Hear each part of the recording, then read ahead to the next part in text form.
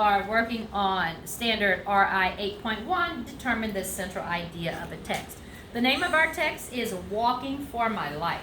So Ms. Garwood is going to do control the game. I'm going to jump in and read, and you guys, every scholar is going to be prepared and engaged to jump in with me when I call on you. All right, so section 1. It was the middle of July. I had spent 2 days exploring a bat cave in the Jornada del Muerto Desert in southern New Mexico. The cave was part of an ancient flow of lava, now hardened into solid rock. The lava had gurgled out of the ground like liquid metal 250,000 years ago. The cave was tucked away in what had once been an air bubble in the flow. The top side of the bubble had fallen in, creating an opening in the roof of a long, narrow cave that led back into the lava 200 feet. A perfect home for bats. Pick up scholar Alexis.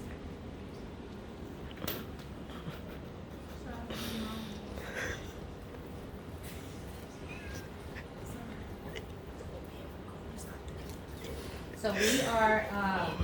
I have left the cave. Pick up voice, please. I have left the cave and was driving my pickup truck on a rough track across the hard, jagged surface. Jagged Surface of the lava flow. Suddenly, the steering wheel jerked and my hand slipped. The truck ground to a halt, caught on a black lava boulder. A quick inspection. A quick inspection to the underside proved the worst. The truck's axle 3 was nearly broken in two. Okay, so let's go back into your glossary that I provided for you. What is lava? Yes, scholar? Tara? Did you look down in your glossary?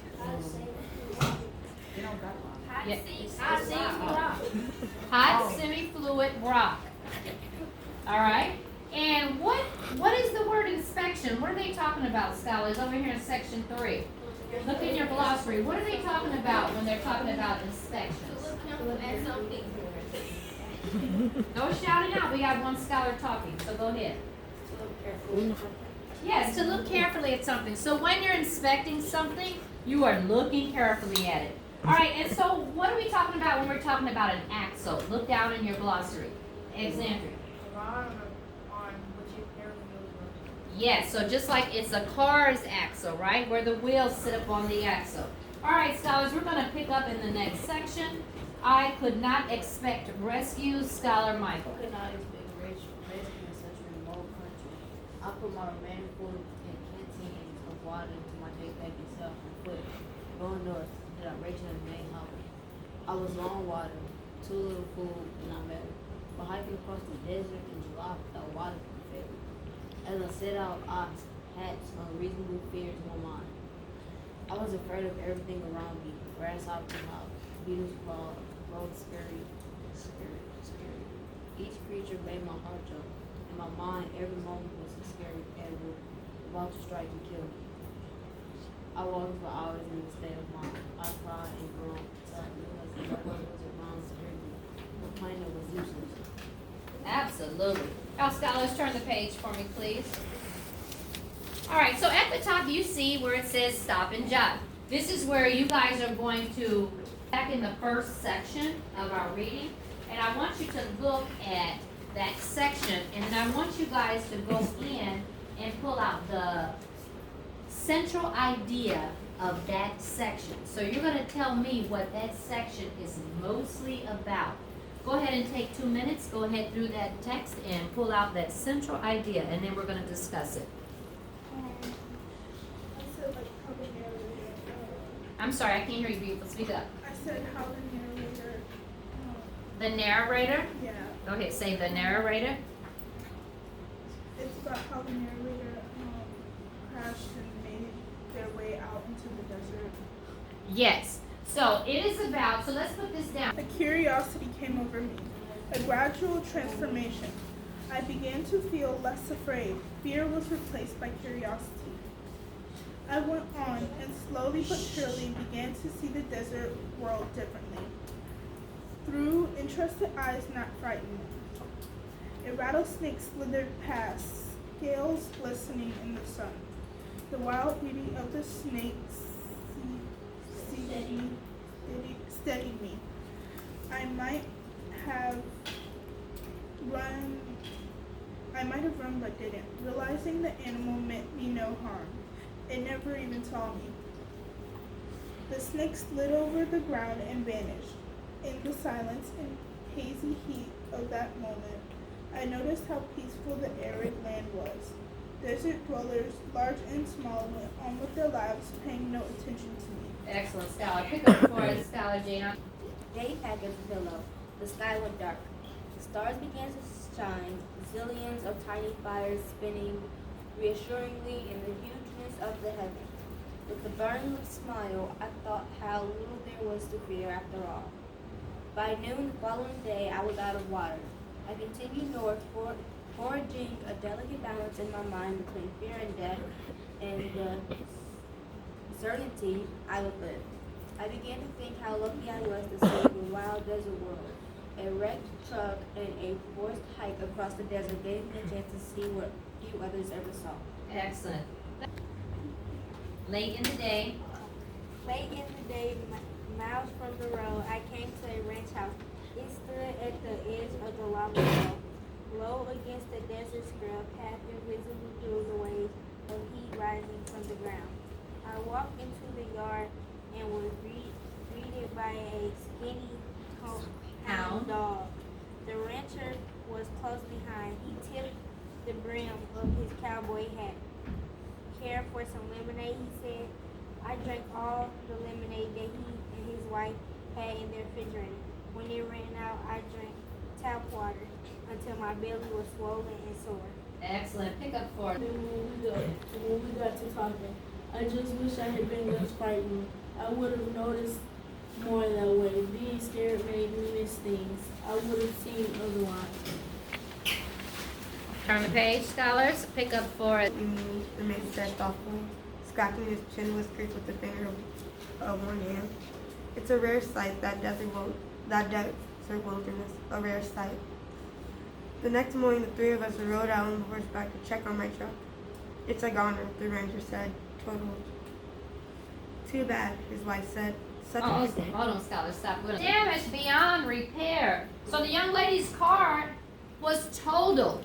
All right. So let's move on to section 3, and we're going to pick up with Scholar Tatiana. Such a pretty color too. We spent the night by the cave watching the bats fly out.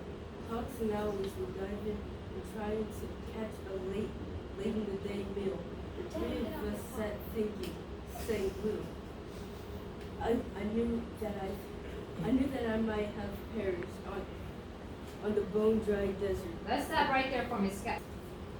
But like the bats, hawks, and owls, I was not equipped for life with little water. All I could think about was how I wanted to take the same walk a second time. Excellent. Pick up for us, Scholar Jalen. Too bad one folks can't see this. Might make them think twice about what's beautiful in the wild. Yes, sir. His wife said, that's the truth of it. Excellent. All right. Okay, so who is she? The narrator. Okay, so let's sees how nice the desert is. So the narrator sees how nice, I'm writing, you're writing, how nice the desert. So the narrator sees that the desert can be a nice place. When does this text shift?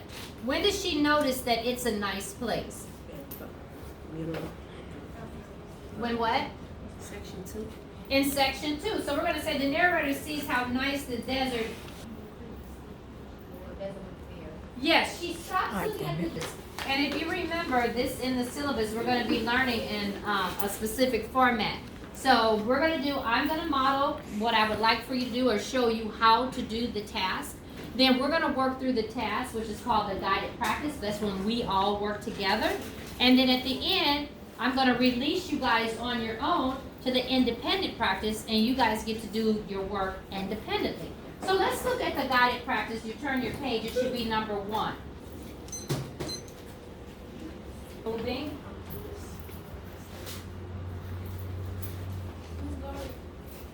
He is writing. Scholar Karen is writing. Good. Scholar Alexis, what are you doing, honey?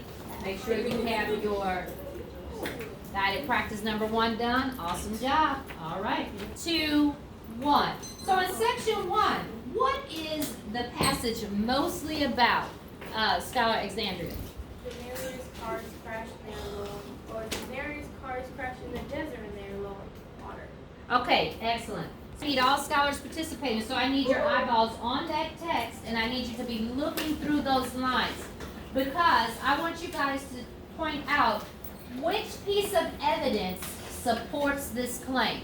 So if we're going to claim that the narrator's car crashed in the desert and she was low on water, what piece of evidence shows us that the narrator was low on water and her car crashed? Scholar Karen.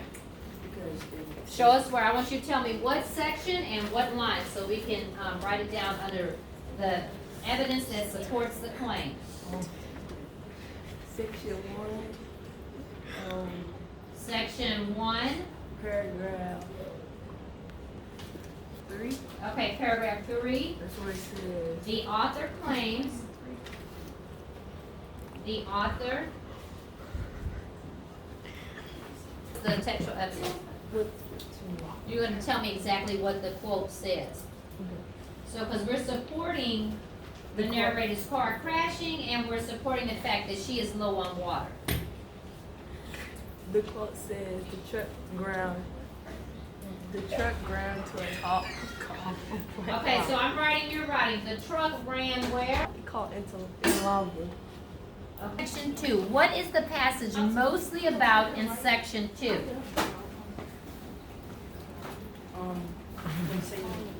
What is the passage in section 2 mostly about?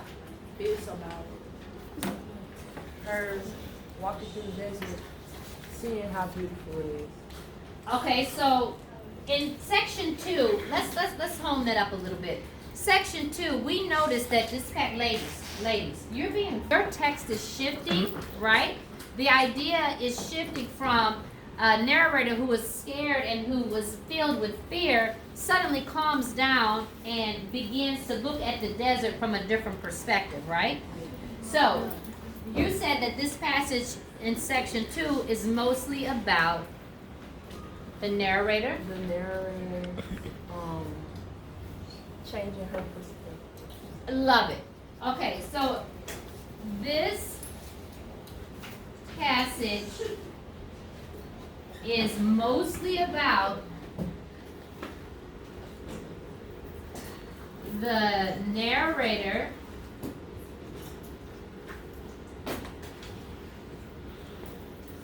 changing, I'm writing, you're writing, changing her perspective. Yes, I like it. Perspective or point of view about the desert. Okay. Take 30 seconds and go ahead and get that down in your notes. If someone came to you and asked you, what did you learn in Ms. Garwood's class today, what are you going to tell them? I learned about the main idea of the book, Walking for My Life. Absolutely. What did you learn, Scholar Taryn, about in Ms. Garwood's lesson today? I learned Take your time. What did you learn? We talked about two different things. about central idea. Absolutely. And what else? main idea. Yes. And how do we distinguish the two, Scholar Kent? How do we distinguish between central idea and main idea? And which one is it? Tell me which one is which. If we're reading a fictional book like you're reading, we're looking for what? Yes, excellent. If we're reading an informational text, what are we looking for? Central idea. Excellent. Great job, guys. I will see you guys on Tuesday. Be prepared to start inside out and back again. Still working with central idea and main idea.